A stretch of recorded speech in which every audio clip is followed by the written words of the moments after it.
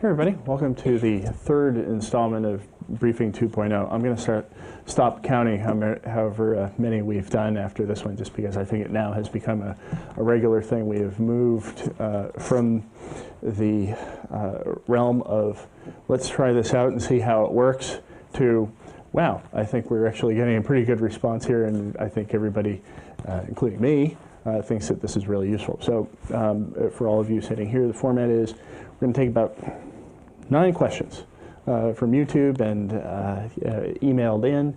Then maybe afterwards we can have a little discussion with you folks here in the audience. Jim from Virginia. I'm Jim from Virginia.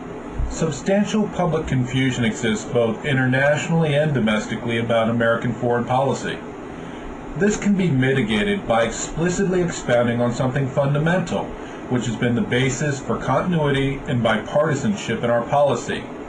U.S. national interest. In general, what are they? What is the relationship between our interests and values?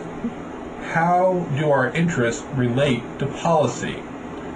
What is the difference and hierarchy between our vital, important, and humanitarian interests? Given multiple interests, how does linkage affect our negotiations with another country?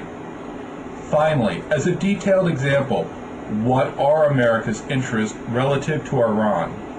Given the broad nature of this inquiry, please provide references and links to relevant State Department publications.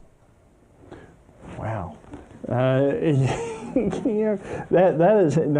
is one good question. I don't think I'm going to be able to, I feel like I'm having a PhD exam here.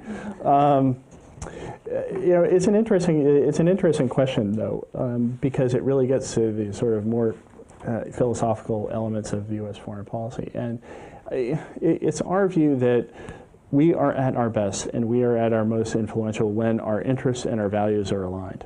And that's what we have attempted to do in terms of the promotion of democracy and the so-called freedom agenda around the world, because we think that a world in which there are democratic states that are engaged in the free market system of trade is a world that will be more stable. It is a world that will be more just, and it will be a world that is more prosperous. We don't believe that that individuals can fully realize their full human potential if they are living in under a tyrannical regime. And we also believe that that is not the best thing for prosperity and stability within the international system. So we have tried as best we can, and there are people who say that we have not aligned our values and our interests, and they point out a lot of different examples. There are some criticisms, absolutely, that are valid. There are some that probably aren't. Historians will sort out all of those. But he also asked about Iran. Well, we have interest in reaching out to the Iranian people. We want to have a good relationship with the Iranian people. It's a great culture. It does and will have influence throughout the Middle East. What we want, however, is for that influence to be a positive influence throughout the Middle East. At the moment, it's our view that the Iranian people don't have the kind of government that properly channels the energies of the Iranian culture and the Iranian people. We have deep problems with the behavior of the Iranian government. They engage in terrorism. We're concerned about what we believe to be pursuit of technologies that could lead to the development of a nuclear weapon. And when you match all of those things up with statements like we want to wipe Israel off the map, that's a source of deep concern for us.